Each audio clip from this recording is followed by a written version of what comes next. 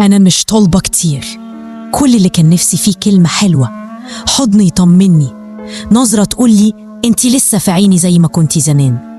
بس كل يوم يعدي بحس اني لوحدي جوه بيت المفروض يكون أماني، وأكتر حد بحبه هو اللي بيكسرني.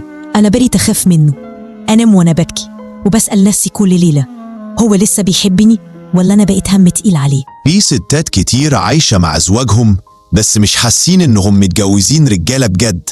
البيت مليان ناس بس القلوب فاضية. إزاي تبقى معاها وهي مش حاسة بيك؟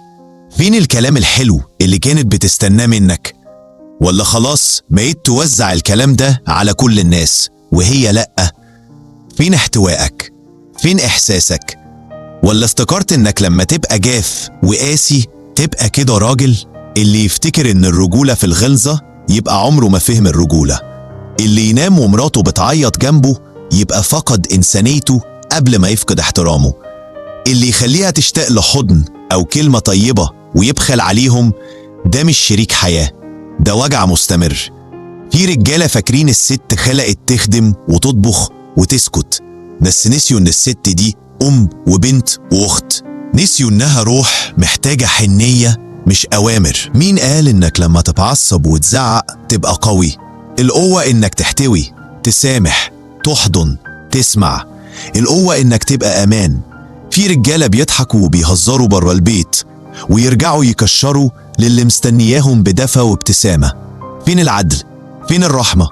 ولو فشلت العلاقة يرموا الغلط كله عليها، رغم إنه هو القائد والمسؤول الأول عن نجاح البيت. كل وجع بتحسه مراتك هو انعكاس لطريقتك معاها. كل نظرة خوف سببها انت، وكل لحظة كره انت اللي زرعتها.